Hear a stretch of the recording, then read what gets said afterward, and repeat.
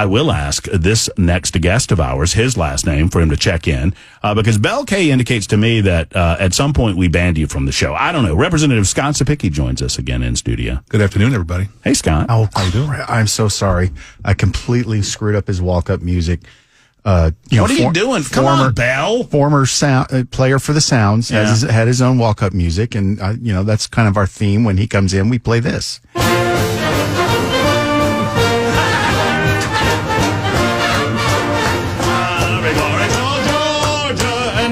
With Tennessee. Hey, Scott. I have nothing to do with that. I'm thinking of a new bill. What? About radio show hosts. Where do I not get to take my engineers? Where do I not get to take my Cobra now? Something about taxation, maybe. Just ones from born in Georgia, living in Alabama for so long. With pet cobras too. Yeah. Okay. Sure. All right. Well, we'll see that. Throw the book at them. We'll see that. How's it going? Fantastic. Okay, so I thought of you. I saw a media report last night, and normally I'm on top of these things as we communicate as the session draws near, but I was excited. I was like, hey, I know that guy. It was a television report indicating that you are planning to file some sort of legislation regarding cell phone use in public schools. That is correct. And I love the idea. Talk to me about it. So, and it's me among others. There's probably about 2 or 3 other bills that'll be filed also about it. One of the things that we've gotten complaints from teachers and administrators since I've been up there in the General Assembly for the last 6 years is the distraction that these cell phones are causing during instructional time to the teachers. The discipline problems, the cyberbullying, just the overall of kids not paying attention in the classroom. And so we started to do some deep dive on research and took a survey, and 73% of our teachers in Tennessee believe that cell phones are a major distraction during instructional time. And that's something that really kind of shocked me at first. But then I have two boys, and they do go to a private school, and they have a policy at the private school that in instructional time, when you walk into the classroom, they have these little pouches that sit on the back of doors that the kids have to put their cell phones in and put them on silent. I mean, we have the technology. I mean, not to get in front of the story, but like I've been to like Zanies, Comedy Club Zanies. And many comedians don't want people recording their sets and doing these types of things. And so they have those little pouches in Zany. You get to keep your phone. You get to keep it on your person, but it goes into a pouch and it doesn't work. And the pouch kind of locks, and then they unlock at the end of the show. This is the kind of thing you're talking about? No, not at all. It goes on the back of the classroom door. Okay. And it might have like 25 little plastic pouches in it. Kids walk in, they put their cell phone in there, and they go sit down at their desk. All right. Now, the bill allows for the teachers that if there's some reason why they want them to have their device, they can tell the kids to get up and go get your device and, log into X, Y, or Z. It also allows for children with who are special needs or have IEPs, individual education plans, that if the cell phone usage is part of that, they're allowed to use it because it's part of the educational plan.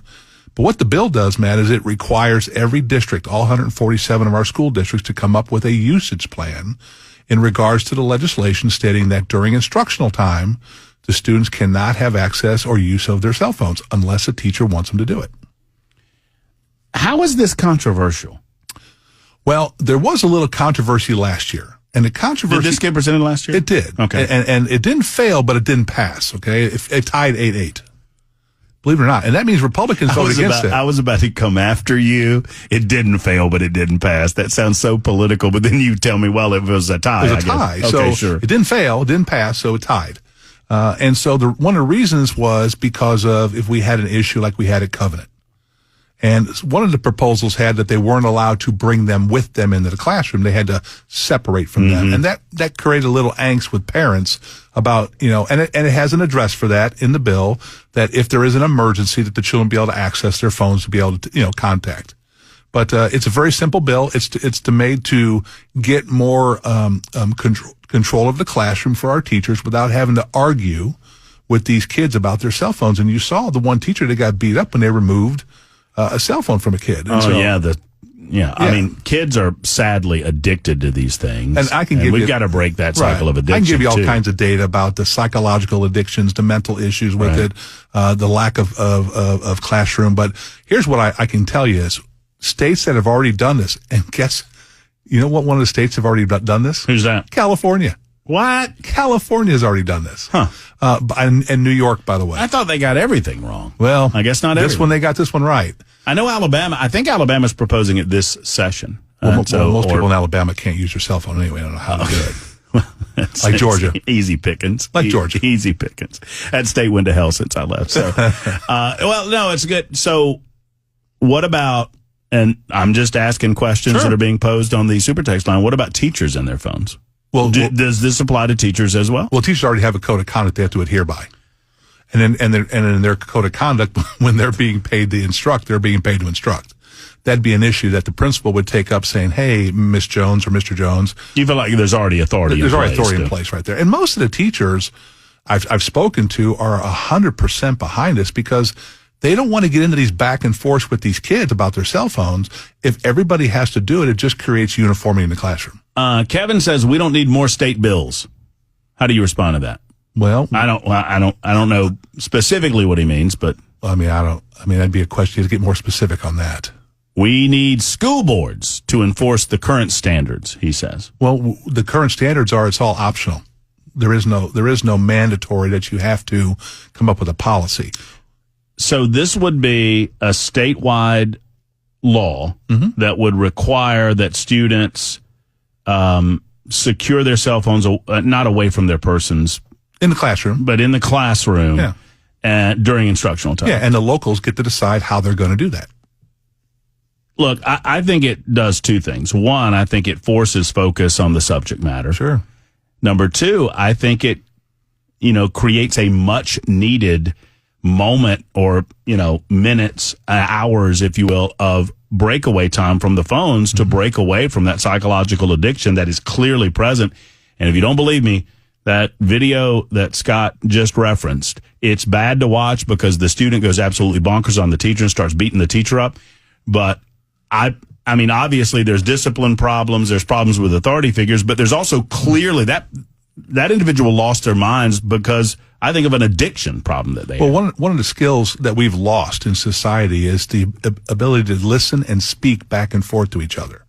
Because with the advent of the cell phone, people just staring at their phones all the time. I get on certain people in my own family that they're answering questions by text all the time. Mm-hmm. And it might be a back and forth for 20 minutes. Like, just pick up the phone and talk to them. Right. Just talk to people, right? And one of the things that teachers... we don't use our phones for talking anymore, Scott. Come on. Well, sound like an old timer. You're getting close to that bill every day. Yeah. But one of the complaints that we've got from teachers is the lack of interaction between the students when they're talking about a topic, such as, hey, what's the process if a congressman resigns before he's sworn in? Mm-hmm. And what are your thoughts on that, right? And let the kids go back and forth like we used to in the classroom. And then you state an opinion, now you got to defend it. Instead of looking at your phone, texting back and forth, it engages us. And I think what we're going to see academically, we're going to see a boost in academics. Tim writes in and says, it's odd, but California is probably leading the way on this because Silicon Valley executives have publicly stated how they understand too much screen time can negatively affect children. Absolutely, 100%. That's the other bill we're working on right now is a recess bill. More recess for our kids. I can show you mental health reasons. I can show you socialization issues out on the playground, and I can show you the academic results of kids that spend more time outside playing and then coming back inside and learning. That's going to yield big results for us too. That'll be a bill that's coming too. Scott Cepicky is with us talking education this hour on the Matt Murphy Show. In a moment, we'll talk to him about the upcoming legislative session and will we expect to see a school choice bill debated on the floor of the General Assembly. That's next on Super Talk 99.7 WT. And Representative Scott Cepicky in with us. I saw Scott's name on my television last night, and I hadn't talked to him in a while and said, we need to get him in because it occurs to me that, boy, oh boy, before you know it, the legislative session is here. I mean, we're talking, 40... month and a half? Yeah, 40 some odd days. And the big topic of discussion is obviously school choice. Really? Believe it or not. Wow. Cepicky, believe it or not, people are talking about it. Wow, okay. This is coming back up, I suspect. Oh, yes. Tell me how that happens. Tell me, Well, the governor gets a hold of some language, and then he gives it to William Lamberth, and William Lamberth. It's called House Bill 1. I told you this, didn't I? I told you it's going to be House Bill 1 and Senate Bill 1. That's why I like you, Cepicky, because they would call you a wise guy. I'm a little bit like you. You're a little bit of a wise guy. Not like Bell, though, who's going to have an issue with the taxes we're going to impose on him. For those snide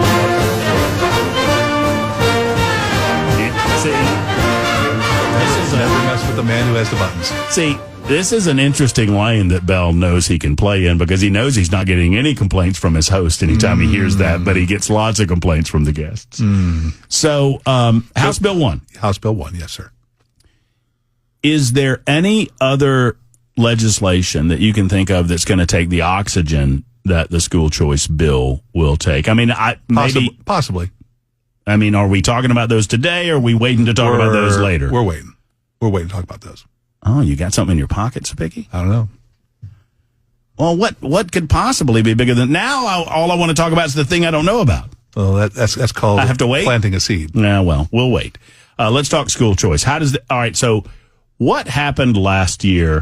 I mean, was it basically a difference of opinion between the House and the Senate that bogged it down? Well, yes, I think the things that we were wanting to do with school choice in the House, I think the Senate was pretty much fine with.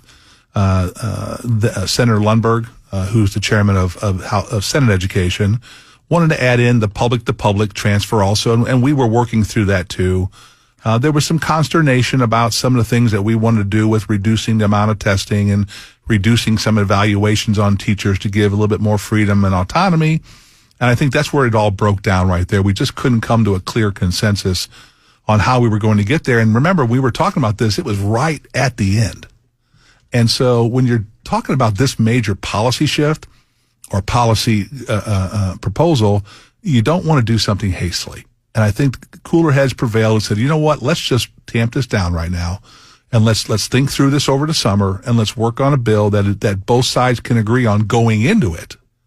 So we don't have three bills running through the General Assembly to Senate. As we sit here on this November 21st, do you have that bill?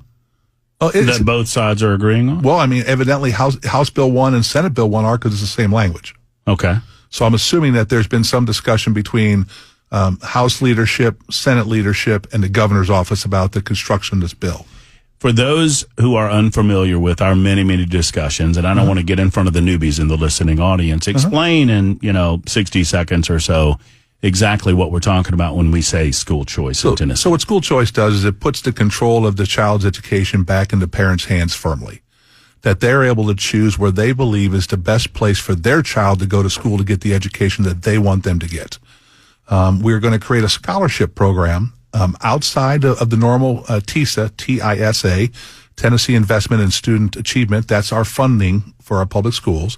So in this new bill, the public schools, we're going to set a floor on them that they will never receive any money less than what they're receiving right now. And therefore, we're going to have a scholarship program outside of that. The governor's already allocated with the General Assembly $140 million. That I believe it's $7,000 or $7,500. That if a child wants to go from a public school to a private school, that we will give them a scholarship to help pay their way over there and get a better education. And we will track that through just the tests they take being reported back to the comptroller's office. So as we invest as Tennesseans for education of these kids, we can see they're making academic progress. And the ESA, the voucher program we have, we're starting to see some good results from that coming from these kids. So I'll hold this next question until after the bottom of the hour break. No, or after you leave, and then I'll start yelling about you. But, there are concerns on, it's not just specifically Republicans or conservatives are on one side of this and liberals and Democrats. I mean, there's a lot of different conversation going on. I think there's a little bit of a split between the more urban areas and the more rural areas in the state of Tennessee. I want to talk about some of those aspects of this. And I'm curious your thoughts on how functionally this happens, because I've been around the block a time or two on controversial pieces of legislation. Is there a danger? I'll ask you this question in a minute. Is there a danger of throwing this out as House or Senate Bill number 1, recognizing you've got other things to do in the House and the Senate? Is there a possibility of it bogging down the General Assembly? We'll talk about that next. Representative Scott Cepicky. Scott and I were just talking about the election cycle, and I was showing him a cartoon that I feel like we were discussing what's going on Capitol Hill with regard to Representative Nancy Mace presenting a piece of legislation. And obviously, Mike Johnson is right there. As Speaker of the House, he controls the Capitol, and he says no. I mean, women's spaces, women's only spaces are going to continue to be women's only spaces. Mm-hmm. And Cepicky and I were talking about that, and whether or not that is going to translate to the Tennessee General Assembly. Yeah. And I would expect that it will. We've already passed those bills. Well, there you go. They should have listened to us first. But is this not, I showed Scott a cartoon, and I'll try to describe it. It's a little trolley car, and the trolley car says people with gender dysphoria. And the trolley car is on the way to a place that says reasonable accommodations. And then these trans activists are clicking the switch and moving them over, and they move over to biological reality, women's rights, child safety, LGBTQ rights, and common sense. And all of those people are going to get run over by the trolley car. And sadly, that's what it is that right. Most rational, reasonable human beings understand that there is a very, very, very, very small subsection of our population in America that might need some sort of special accommodation. Well, as long as everybody is on the same page there, we're going to be human beings about it. We're going to be kind as we possibly can about it. Yeah. That's not what these trans activists want. No, the accommodation is gender neutral bathrooms. We see it all the time, right? Right. That, either sex can use that, but there's only two. It's male or female. Right. And we have bathrooms that are male, we have bathrooms that are female, and then some places have gender neutral. And you just go into the bathroom. If you want to go into the middle one for some reason, go ahead. I don't care. Right. But I should not see a woman in the male bathroom, and definitely there should be no males in the female bathrooms. Pretty especially easy. When you're talking high school or middle school with these young girls. Absolutely not. And so we've already taken care of this in Tennessee, Matt. This is a done deal. And no, we're not playing this game anymore. Do we not? Am I not correct that there is a representative that identifies as transgender? I don't know. I know there's an activist. Maybe this person was running for office, and I'm thinking we had one that was invited by that's Representative Bain to come and give the prayer, quote unquote, on the House floor. Right. Maybe that's what I'm thinking. Yeah. And obviously attempting to get a reaction out of you guys, and kudos to you guys for doing what you did, which is either taking care of your business and not being there during the thing, or just politely allowing the prayer. Moving on for the next thing, as we do. So a number of questions about the cell phone legislation to include, hey, slip your headphones on there for just a second. They don't work.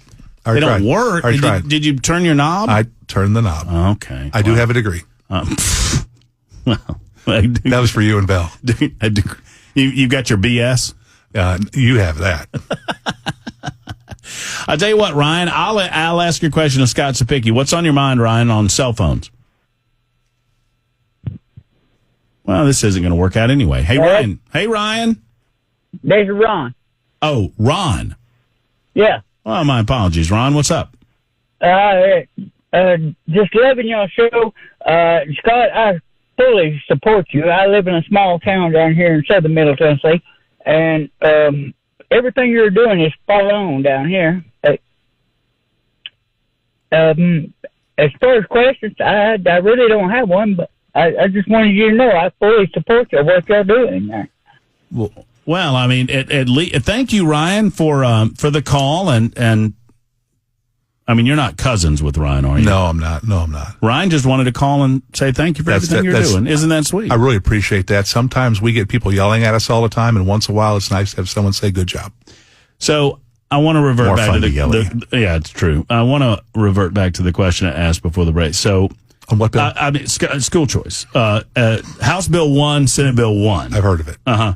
So if these are going to be the first bills filed, and clearly they have been. Yes, sir. Are they going to be taken up early, late? What? I understand how a bill that might draw a certain amount of controversy from certain groups might take up a lot of oxygen in that General Assembly space. Mm-hmm. I would think that smarter people than me are already thinking about how to navigate that. Well, one of the things you have to figure out is, do you have enough votes to pass it? That's always the first thing in legislation. We were able to get it through 3 committees last year, which was almost half the House had already voted on that before it got to finance, and then it slowed down with the disagreements in the Senate. I'm sure, because I've been asked multiple times in my office already by different groups about my thoughts on the bill from the governor, and I think it's got a very good starting place to it. There's a couple of tweaks that we may need to do for some clarifying language. Inadvertently, there was a certain category of our private schools that was written out of the bill by mistake. I think we got to get that fixed. And some clarity on who can qualify for this. One of the things that my members in the General Assembly made perfectly clear to me that they wanted this as a benefit to only be available to U.S. citizens. And, the issues we have right now in Tennessee with the people that are here illegally from courtesy of the Biden administration, it's costing us about $800 million a year in our public schools to educate these kids, which we should be sending a bill, hopefully, by the time we get back into session to the federal government for their portion of that, which is $800 million, creating this problem in our public schools. When you talk Was about that dancing enough there for you? No. I mean, I get it. And when you talk about school choice from 100,000 feet, generally speaking, people can agree that parents ought to have as much maximum amount of control over the education of their kids. Yes. It gets tricky when we get down to the nuts and bolts of it. And I'll give you an example. I preface this example by saying that, 8695 says, have Scott promise that not one penny will go to athletes already enrolled in private school on scholarship. Now, I don't know how much that's happening. I don't know how. I don't even understand that question. So the concept is that private schools who want to do better in athletics, football, they find individuals that can't afford the private school tuition and they get them in on scholarship. And his suggestion is if that's what the private schools want to do for athletics, that's all well and good. Well, I would think that the private schools are going to have to educate that student also because we have reporting mechanisms from that school that we're going to track. And I'm not speaking for myself here. If I would find out that we have a private school that's bringing these kids in and not educating them and taking advantage of their athletic ability, I'm sure the General Assembly would probably have some problem with that. No, I mean, I don't think that's the suggestion. I think the suggestion is that if it's good enough for the private school to cover it with scholarship now, we don't want to transfer that private scholarship to taxpayer dollars. I think is. I mean, that's fair. That's a debate we can have on whether or not that's fair or not. You'd be discriminating against a kid that doesn't play athletics versus one that does. If they give academic scholarships all the time at these universities, colleges, high schools. You and I talked last year when this legislation was before the General Assembly about some of the concerns from people who would consider themselves conservatives or Republicans, concerns from homeschool parents primarily, but also concerns that this would further entangle government into private education. How do you respond to those concerns? So if you look at page 10 of the bill, there's 11 pages. If you look at page 10 of the bill, House Bill 1, it talks about how this bill does not give the state of Tennessee any purview into the academics, the curriculum, the testing, the day-to-day operations, the religious component. It does not give us any of that authority at all. It's specifically spelled out in the bill. It maintains the autonomy of the private schools in regards to how they're going to do academics in a day-to-day basis. Most of our private schools, we know, are religious schools. That is freedom and autonomy they have there. All we're saying is that if a student is going to come from a public school to a private school, whatever nationally normed test that they already give to the rest of their students that is approved by the State Board of Education and recognized as by their accrediting agency that is in line with the standards that we're teaching, that all we want to know is how the kid did on the test. So is it fair to say, I mean, there are already relationship strings that tie the state to private education? Not a lot, but it's usually special ed kids. But also like testing standards and we have there's a relationship. Yeah, and the way you know that they're progressing properly is when you look at the average ACT scores of these private schools. Sure. So what I hear you saying is that you don't believe that this bill will add any of those strings that don't already exist. No, the on the governor's staff and with leadership, they listened to that last year that we were having some discussions on in the House about how to make sure there's no entanglements. They also put the language in there. Remember, I talked about last year how we received letters from the Homeschool Association that they wanted no part of this because they wanted to make sure that there was no way for any strings to get into homeschool. That's in the bill to protect homeschoolers. So it's a pretty well written bill. A couple tweaks need to happen here and there. There's money for districts that are in economically disadvantaged counties, and also those counties that have disasters for their infrastructure for their schools. There's also bonuses of $2,000 for every teacher in the state of Tennessee.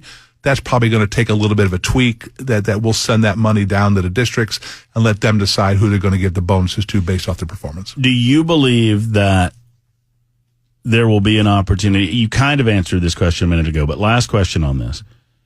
When's the session coming? 14th. On January 14th. Do you believe that there is an effort and I'm not asking you for any specifics, but I'm saying, do you think that this will be dealt with throughout the entirety of the session, or do you think that there is an effort right now to say, listen, we need to deal with school choice, we need to get it through, we need to get some votes on it, we need to see where membership's on it, we need to get it voted on so that we can move on? So if it hangs over the entire session, I'm concerned that it's going to sully other things that could go on. And this is my thoughts only. My thoughts only are this is such a big bill. This is going to have consternation on both sides and support on both sides, that it makes sense to me that instead of sucking everything else in the General Assembly into this one issue, let's just take this issue separate. Therefore, all we're debating is exactly what people want us to debate on, and then we go ahead and we vote. Completely unrelated question. Go ahead. Can you call a special session during a regular session? Yes. Okay. Well, you answered that, didn't you? Thank you, Scott. That'd be my thoughts. By the way, when's that biggin going over to visit the University of Georgia? When's your football player going over there to see UGA? Anytime soon? I'm a state representative from Tennessee, and we like education. We prefer education being done at a higher level than going to Georgia or Alabama. Why are you sweet? Young man, I've met that young man of yours. Here's what's really funny. He would look great. Here's what's really funny. Great in red. Is every time Bell plays that, it reminds me of, there's no words to that said because down in Georgia they can't sing and do words at the same time. Glory, glory to old Georgia. I've heard different words than that. Glory, glory to old Georgia. Glory, glory to old Georgia, and to hell with Georgia Tech. Those are the official words. Yeah, you just keep hanging. What the hell is that? We change them up depending on who we might be. Hey, by the way, think about this real quick. You got Tennessee competing for the playoffs, right? You do. Vanderbilt is bowl eligible. Like it. And Memphis is going for a 10-2 football season. I'm telling you. There's some good football being played in Tennessee. The state of Tennessee swept Bama. I'm telling you. Kind of like that, too. They were supposed to play Memphis, and Bama said, we want to go for 3. We've already over 2. Don't want to go for 3. Well, you and I agree on that. Thank you, Scott. My pleasure, y'all.